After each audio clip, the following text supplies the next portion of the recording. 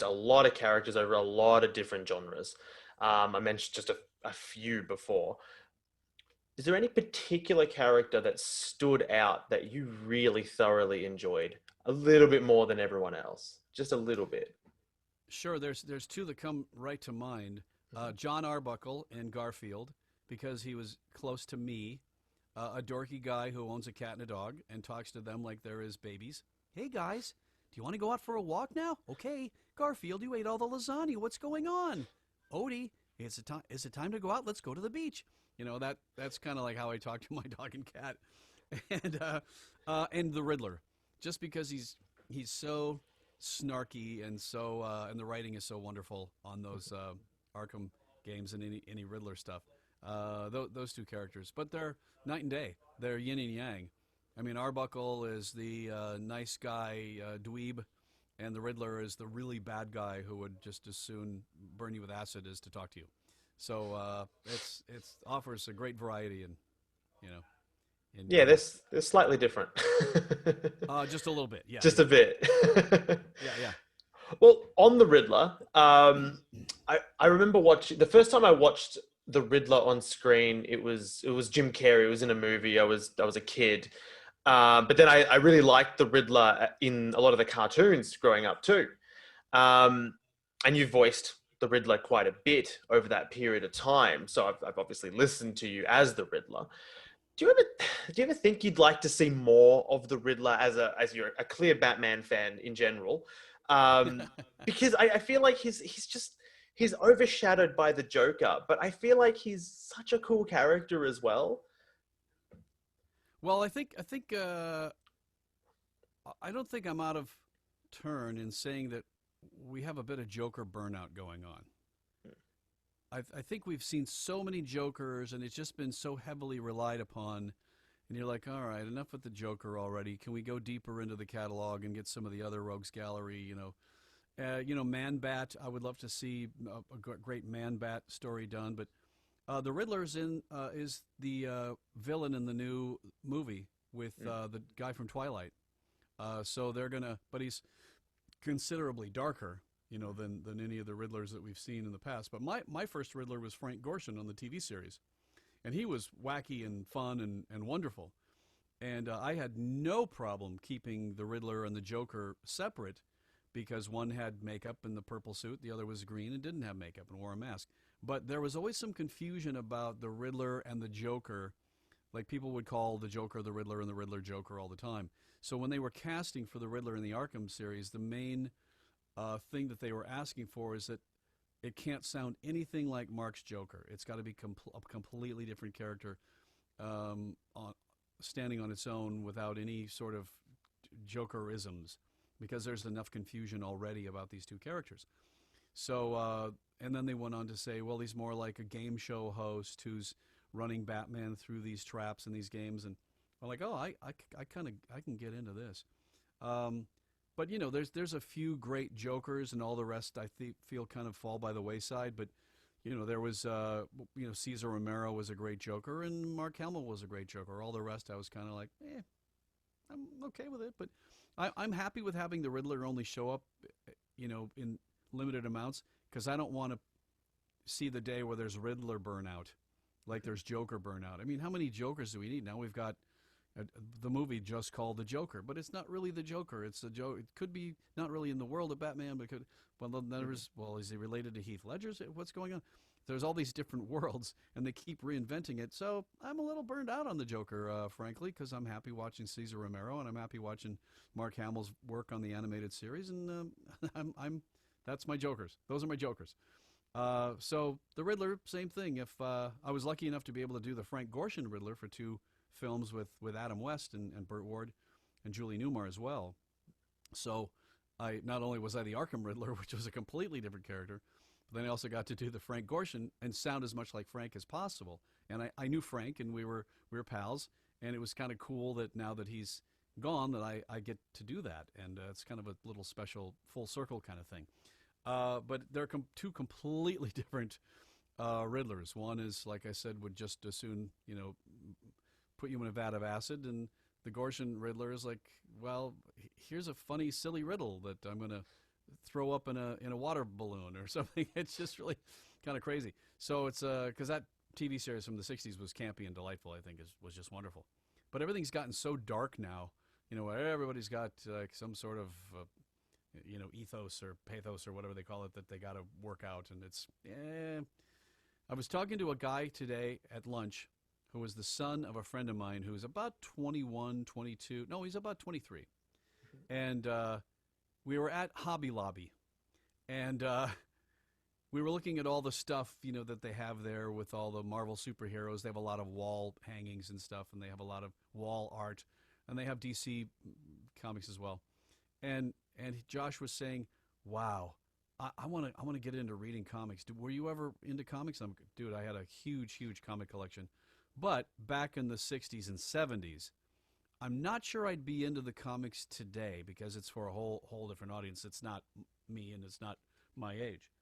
But I said, do yourself a favor, get yourself some really good Silver Age comics and look at the great, Neil Adams, look at the great Jack Kirby, look at those artists and pick up some of those comics. And the stories were charming and fun and they were colorful and there was no creepiness and darkness going on. It was just fun superhero stories.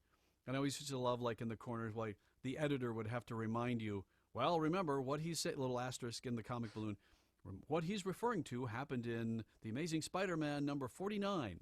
And it's like, because everything's like cross-pollinated. It was brilliant. And I have a letter from Stan Lee, because I wrote to Stan Lee when I was a kid and drew him a birthday card with a character of him, and he actually sent me, it's framed upstairs on display in my puppet room. So I was a huge, huge, huge fan. So yeah, I'm happy with the Riddler just having his place in history. But I think based on the fact that he's the main villain now in this new movie, The Batman, probably says to us what the producers were actually thinking, like, let's not do Joker again because it's been there, done that. Penguin's a little weird. Catwoman, we've seen that, but hey, the Riddler hasn't really been explored, and so I don't know. But even on the show Gotham, I think they had a great actor playing Edward Nygma, who was transforming into the Riddler, and they focused on him, I think, quite a great deal. I never watched the show, but I would see him a lot, and people would mention how much they loved his performance on that show. So I think the Riddler still will have his day, and I'm hoping that it will probably be with this new movie where people go, hey, you know what? We were so obsessed with the Joker that this Riddler character is pretty cool, and wow, he's really dark, and he's got an edge. So we'll see what happens. But anytime they call and say you want to do a Riddler thing for that, they don't even get the sentence out, and I'm like, yes, before they can even complete the sentence.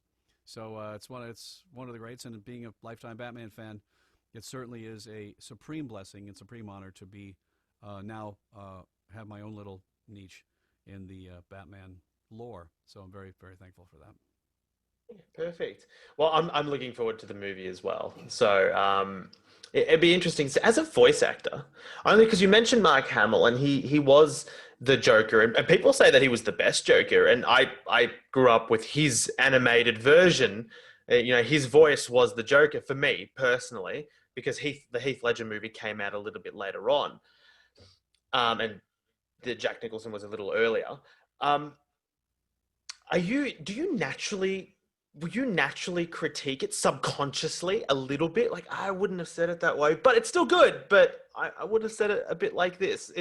I don't know. Is it weird seeing someone else do a character that you're so fond of that you yourself portray as well? Different worlds. Mm-hmm. It's like comparing Frank Gorshin and the guy on the Gotham show. It's like it's completely. Jim Carrey basically was kind of doing Frank Gorshin from the series. His physicality and the laugh and the whole thing. That's what I thought. He had a lot of Frank Gorshin in his Riddler, but there wasn't because that world that Batman Forever and it was of the big screen Batmans, that was kind of my favorite because it was the most colorful and the most fun, and it took itself not too seriously. So I thought it was really fun. The punk hair was kind of weird, but other than that, yeah, it was interesting. No, I'm not. I realize that there's a different type of characterization for all these different worlds, and I'd be like, oh, well, that's his Riddler. This is my Riddler. This is what we do in this world. But it's sometimes interesting to hear people say, oh, I heard this other or saw this other guy Riddler, and I thought that maybe he had taken this maybe from you. And I'm like, well, we all steal from each other eventually. I stole from Frank Gorshin, and everybody steals from somebody when they put this stuff together, and then they kind of hybridize it. It's like, well, I'm going to do a little bit of this guy and a little bit of this guy, but I'm going to put some in this, So it's not a full-on theft. But for example, we were talking about the Flintstones the other day, and how it was basically an animated version of the Honeymooners with Jackie Gleason and Art Carney. And Hanna-Barbera said, no, we're doing the Honeymooners. So they had Alan Reed do, Fred as Jackie Gleason. Hey, Barney! It's like, okay, well, that's the Jackie Gleason. And they asked Mel Blanc, well, you're Barney. And he's like Art Carney. Hey, Fred! And Mel was like, I don't really want to steal from another actor. That's not really cool. And that's why the first several episodes of the Flintstones, he was saying, hey, Fred, how you doing? It was kind of like a nasally New Jersey voice. And it didn't really seem Honeymooners-ish to me. So finally he did acquiesce, and he did say, yeah, you're right, I got to do Ed Norton from the Honeymooners in order for this gag to play. So, it's sometimes it's a blatant rip-off, and they call it a voice match. And other times it's... you give them all sorts of different flavors, but you give them a little bit of this, a little bit of that. So if another actor takes something from Jim Carrey for his portrayal of Riddler, fine. If he takes a little from the video games, that's fine. It's like it's all mishmash together. But no, I'm not going to sit back and go, I would have done this. And it's like, no, this is his gig, and I'm not going to be too critical about anything. So. There's enough of the stuff to go around for most everybody. So I'll just take it for what it is and just enjoy it.